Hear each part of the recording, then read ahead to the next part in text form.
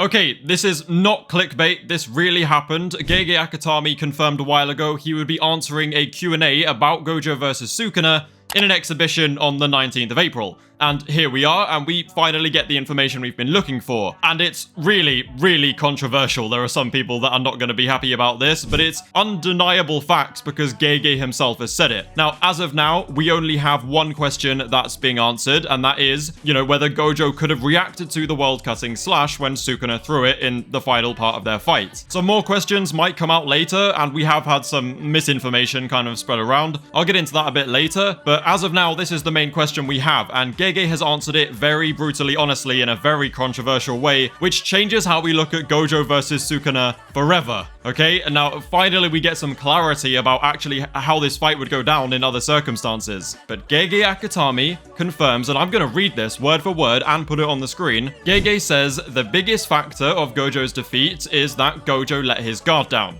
And this is the exact quote. After defeating Maharaga, Gojo thought that Sukuna had no way to bypass his infinity anymore. I think the usual Gojo would have sensed that something was amiss and could have avoided a fatal wound. Yeah, I mean, this has been debated for such a long time about why Gojo couldn't see the world-cutting slash, why Gojo let Sukuna hit him with it, whether he got off-guarded or just simply couldn't dodge it, couldn't see it coming with no other options, and Sukuna was just always going to win. Which is very obviously not the case. This is Gege outright saying that Gojo was the reason he lost, not because Sukuna was like that much better, it's because Gojo himself messed up and let his guard down. Gege outright admits that Gojo let his guard down and that is why he died. He is saying that Gojo he literally says, could have sensed something was amiss and avoided a fatal wound. That doesn't just mean Gojo could have detected the slash, that is Gege saying Gojo could have dodged it. He would have been capable of actually avoiding it, which is it changes everything. Because if they, for example, had a rematch and Sukuna had the world-cutting slash, Gojo's not going to get hit by that thing, because he's going to see it coming and he's going to avoid it. But more to the point, in this moment, everyone was thinking Sukuna was always guaranteed the win.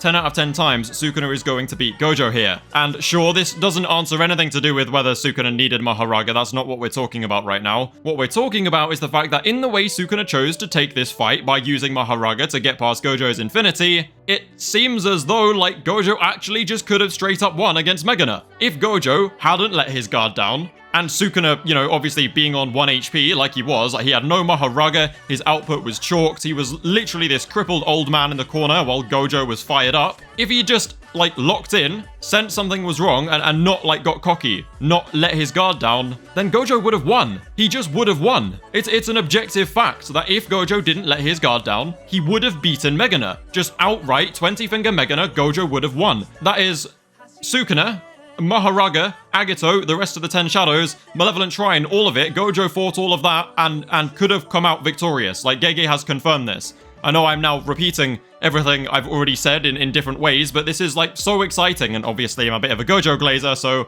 I'm really happy about it. But yeah, it's actually, Gege seems to think that Gojo versus Sukuna is a lot closer than a lot of Sukuna fans, and to be honest, myself included, it was a lot closer than people thought it was. Lots of people thought Sukuna was always destined for the win and Gojo never stood a chance, and that there's a massive strength difference between them. It seems that Gege really actually did think Gojo just rivaled Sukuna, just outright. And as much as it doesn't say it, the fact that Gege's answered this question and has said it in such a way that's like, yes, Gojo could have beaten this version of Sukuna. Maybe you couldn't deduce from that Gege seems to think that maybe Sukuna did actually need Maharaga. I'm not saying I agree with that. I'm not saying I don't. I'm kind of umming and ahhing about it. It's an interpretation. It is not a Gege definitely said this, so don't get, overexcited over me saying that. But I can see an interpretation of Gege seeming to think that it actually was just a really close fight and that Sukuna did need Maharaga.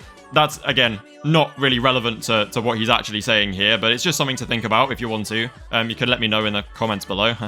Nice little engagement bait. Anyway, yeah, hopefully we get more questions soon. I'm literally sitting here refreshing the page right now, hoping for something else, but no. Something really interesting which has come up, though, is the fact that it is a character flaw with Gojo. Think about all of the times that he has lost. He was off-guarded and he let his guard down when Toji wore him out. He got past the gate to Jujutsu High, turned off his infinity, let his guard down, and Toji stabbed him in the back. And then again in Shibuya train station, Kenjaku showed up, "Hi Satoru." Satoru loses all composure, he lets his guard down, and he gets trapped. And then Gojo fights Sukuna. Gojo's on the ropes, and then he lets off the unlimited Hollow Purple, defeats Maharaga, and lets his guard down. And then that's the final third time where he actually, pays for his mistakes with his life.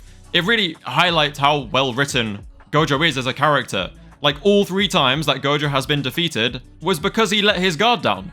And it's such a, you can't deny this anymore. It's a fact. It not only works with Gojo's writing, but it's beyond a theory at this point. Gege has just outright stated it. Like, not something to be interpreted, which is what Gege normally does, is kind of give us vague comments. He just outright said that, yes, Gojo, could have sensed and dodged the world-cutting slash. He let his guard down. Yeah, I'm really hoping. I mean, this has come from Miyamura and from other big JJK leaker accounts. So as much as we're not 100% sure it's real just yet, I'm going to say very firmly that it is. There have been some fake ones which people are just getting really excited about. There's one that someone made some fake translation for, saying Kenjaku would need the entirety of Jujutsu High combined to take him down, and that Yuta would have ended up looking like Miura in Shibuya if Kenjaku wasn't tired from Takaba. Gege doesn't talk like that. Also, no one else at all with all the access to this information has posted that page. It's just some random guy who thought he'd kind of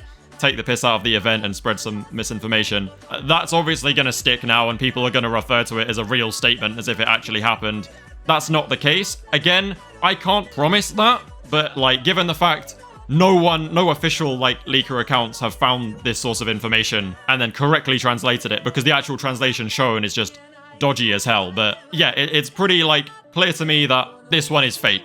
It is just fake. Gege doesn't talk like that. He says Akotsu, not Yuta. The guy whose watermark is on this fake image hasn't actually posted the image. It's some other guy who's forged it. And yeah, but I can't wait to see all the comments telling me how Kenjaku is top 3 and needs the whole verse against him to beat him. Obviously not the case, but it is what it is. The exciting part is Gege just confirms Gojo let his guard down, and if he hadn't, he would have won.